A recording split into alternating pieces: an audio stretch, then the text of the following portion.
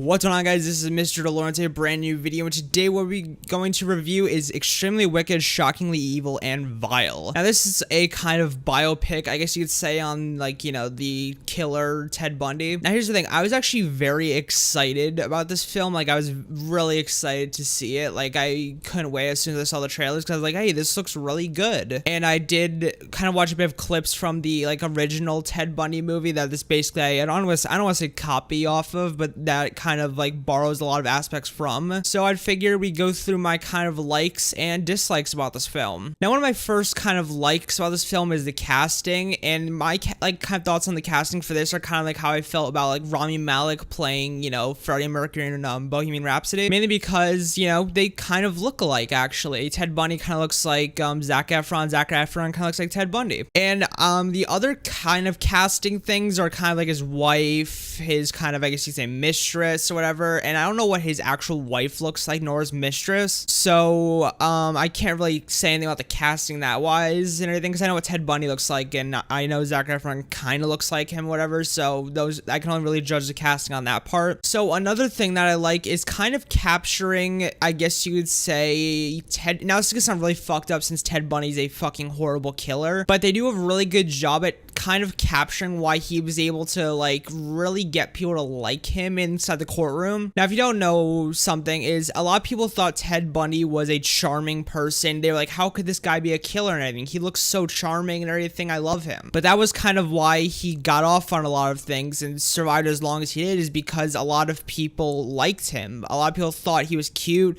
And a lot of people thought, you know, how could he do such a thing? He doesn't look like the type of guy to murder. And they did a really good job at capturing that in this film, but they captured it very late into the film when they got to the Florida court case and when he was transferred to the Florida prison, which it could be how it went in real life and everything, but I just feel like they just got kind of that aspect a little bit late. But yeah, that's kind of like might be how it happened in real life. I really do like the pacing of this film. I didn't feel like bored at all. It's actually pretty fast paced and everything. It gets through everything pretty quickly, which could also be a flaw, but we'll get to that a bit later. I really do like the acting in this film. I think it's really good and everything. I do like Zac Efron yet again. Like I said, I buy him in the role as Ted Bundy. Now let's get to kind of the flaws. So there are plenty of flaws in this movie that I will be comparing to the original Ted Bundy film that's called Ted Bundy. This one's called something different. Maybe to be original or stand apart, maybe. But the first flaw in this movie is the fact that it goes by so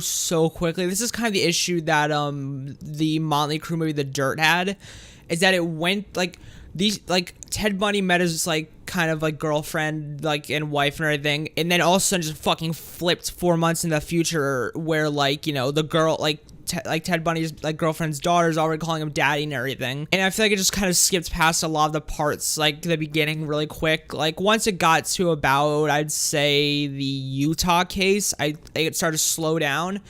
But they really went way too fast in the beginning, in my opinion. Another flaw is, and now this might be a bit screwed up, but they didn't show too many of Ted Bundy's interactions with his victims. In the original Ted Bundy movie, they showed one instance where one of Ted Bundy, he's about to kill her, and then she escaped and everything. It showed his reaction, all that stuff. And it showed a ton of other instances where he killed his victims or anything. And now here's the thing. In one of the court cases, it shows one of his victims who just escaped.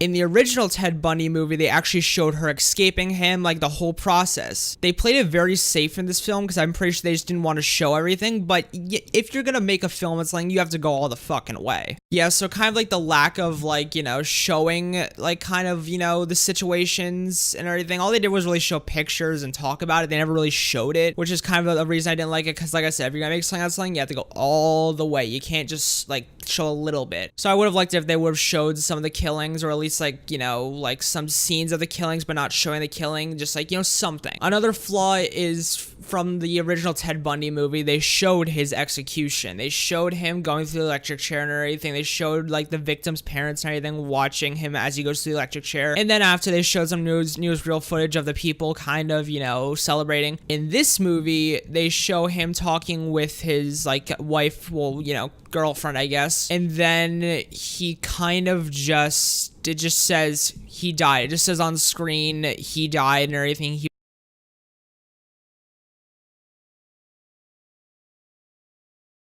was sense to electric chair and everything, and it shows news, like the exact same newsreel footage of everyone just like cheering and everything from the original Ted Bundy movie. Now here's the thing.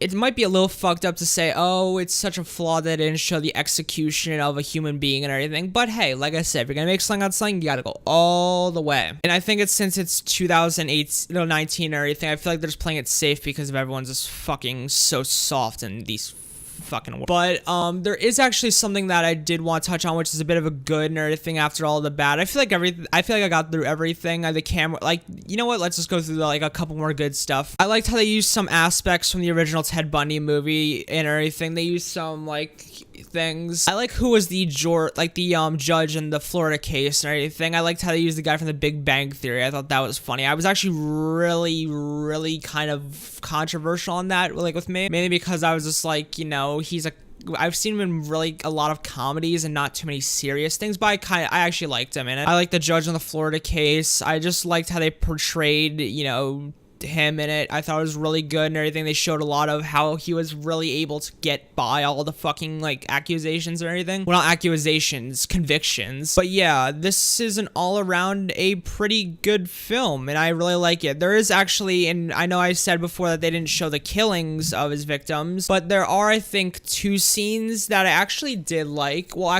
it's actually one big scene or anything. It's near the end where basically he's talking to his wife and basically she says, like, how did this one girl in just one like picture or whatever become headless? And he basically writes on the window hacksaw or saw or something, and then it shows like him, like, you know, taking the girl out and everything. He's in a cast, obviously he's faking it, and then he hits her over the head, he brings her out and he hacksaws it. Obviously doesn't show that, but that scene was really good. I genuinely loved that scene. It was such a good like scene. But besides that, I thought this film wasn't really good film and everything. It's actually a pretty good one for a Netflix original, because you guys know Netflix doesn't make amazing originals. They're getting somewhat better and everything, but yeah, that was kind of my, I guess you could say, review on the film. I always forget the title. Extremely Wicked, Shockingly Evil, and Vile. But yeah, that was kind of my review and thoughts on the film and everything. Make sure to leave your thoughts down below if you guys did see the film and everything, your thoughts on my thoughts and just your thoughts on the film in general. And I'll see you guys later. Peace, my amigos, and peace out.